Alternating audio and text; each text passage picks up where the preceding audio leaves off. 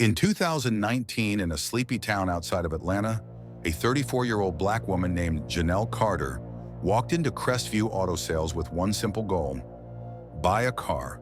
No drama, no frills. She had the cash.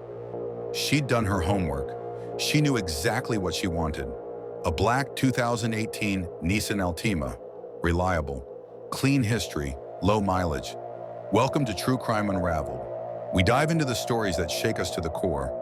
Real-life mysteries, chilling disappearances, unforgettable crimes. Janelle was a systems analyst at a regional bank.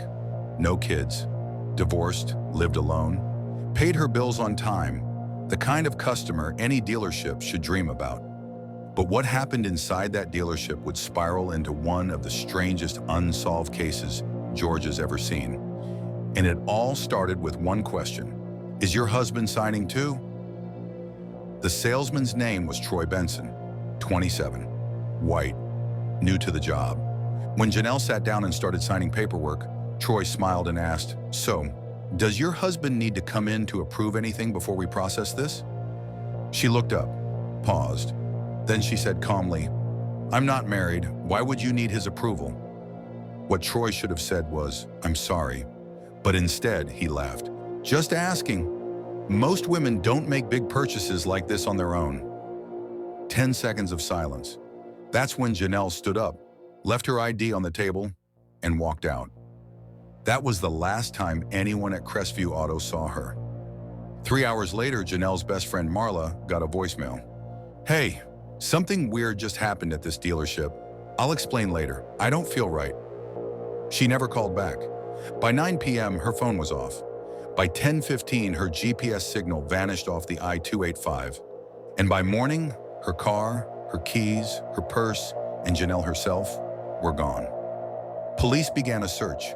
They traced her phone to a cell tower near a wooded area 12 miles from the dealership. They found tire tracks, broken branches, but no car, no body. And when they interviewed Troy Benson, he told detectives Janelle was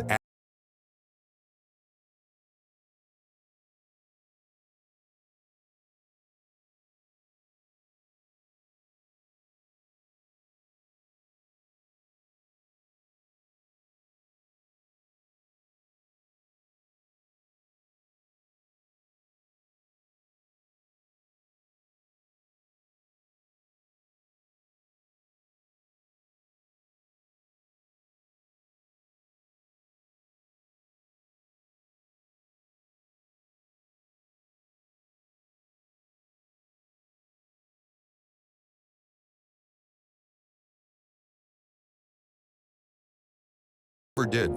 2 weeks later, police found something deep in the trees near the cell tower. A torn piece of fabric, black cotton, matched the blouse Janelle wore that day.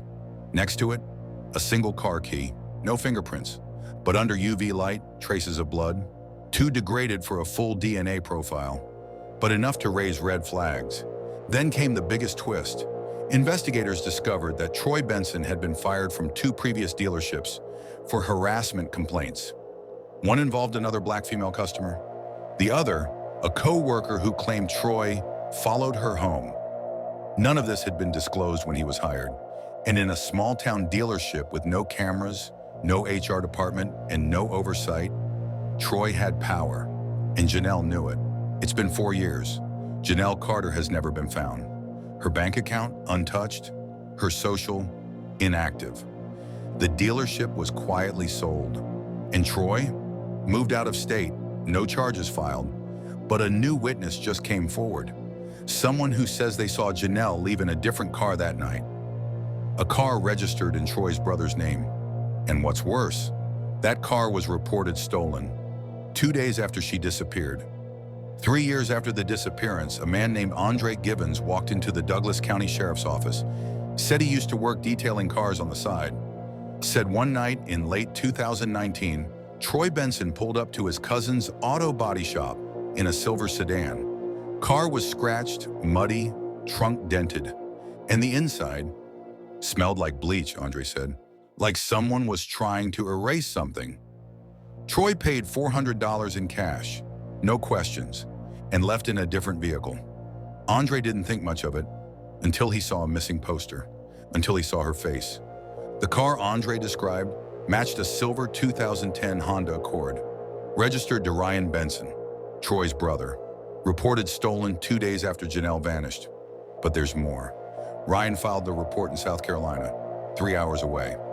Except, his cell phone pinged near the dealership the night Janelle disappeared, and then again by the cell tower where her signal was last detected. Police reopened the case, quietly.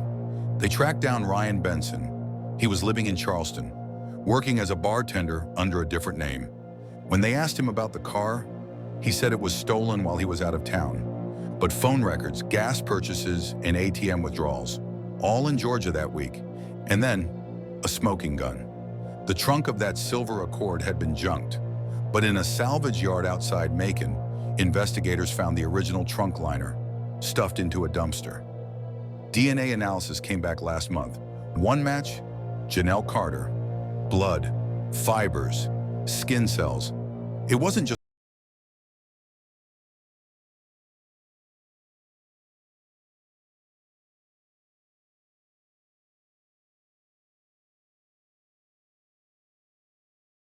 Ryan hadn't spoken in weeks when Janelle disappeared, but text messages tell a different story.